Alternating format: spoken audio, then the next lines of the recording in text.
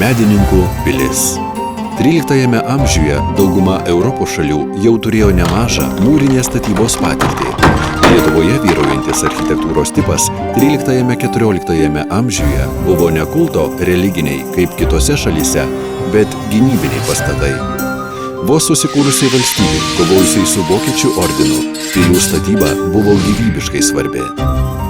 Medininkų pilis romaniniu stiliumi statyta 14 amžiaus pirmoje pusėje, greičiausiai Lietuvos didžiojo kunigaikščio Gedimino valdymo laikotarpiu ir perstatyta gotikiniu stiliumi Vytauto didžiojo laikais. Lietuvoje ši pilis yra viena ankstyviausių ir didžiausių mūrinių pilių. Plotas su gynybiniu grioviu, vadinamu fosa, užima 6,5 hektaro. Pilis turėjo 4 bokštus, tačiau išsiskiria šiaurrytiniu 25 metrų aukščio ir 5 aukštų bokštų donžonu. Viršutiniuose aukštuose buvo gyvenamos patalpos, apgulties atveju iš pilies organizuota gynyba. Donžonas ir pietinis bokštai atliko flanginės gynybos funkcijas. Iš šono gynė pilies sienas ir aukštutinius vartus, esančius 5 metrų aukštyje su mediniais pakeliamais tiltais. Rytinis ir vakarinis bokštai saugojo 2 rytinius ir vakarinius vartus. Pilies sienos yra apie 1,80 cm storio, 12–14 metrų aukščio.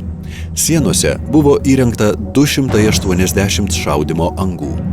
Pilies sienų storis yra 1,80–1,90 cm. Tai reiškia, kad pilis buvo pastatyta dar nepažinojus šaunamojo parakinio ginklo.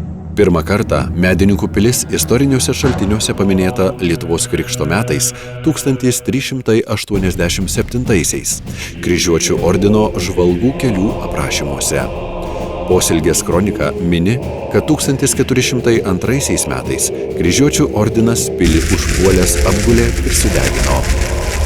Pilis nebuvo ženkliai apgriauta, kadangi vėlesniais metais čia lankėsi Lietuvos didysis kunigaikštis Vytautas. Medininkų pilyje 1415 ir 1426 metais rašęs laiškus Vokiečių ordino magistrui. Po Vytauto valdymo pilies reikšmė menko. Per 15–16 amžių sandūroje įvykusi gaisrą nukentėjo pilies vidinis kiemas, medinės konstrukcijos, mediniai pastatai. Pilis ne kartą kentėjo nuo svetimų kariuomenių rankos.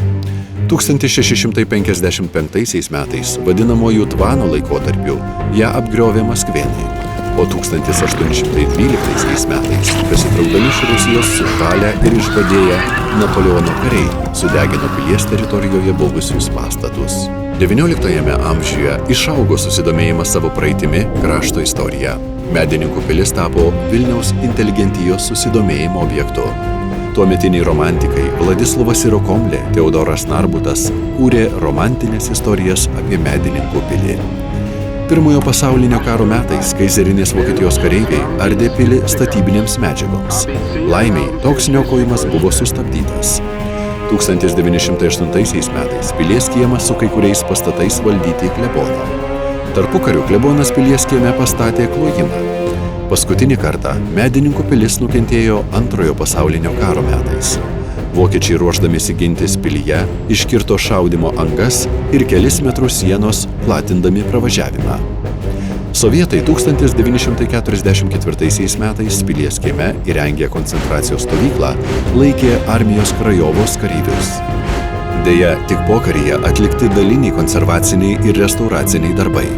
Ir tik su Lietuvos valstybingumo atkūrimu prasidėjo naujas Medininkų pilies gyvenimo etapas.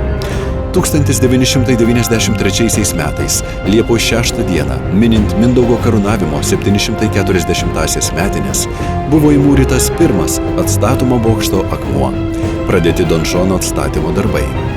2004 metais Medininkų pilis atiteko Trakų istorijos muziejui. 2012 metais pilis pritaikyta muziejiniai paskirčiai.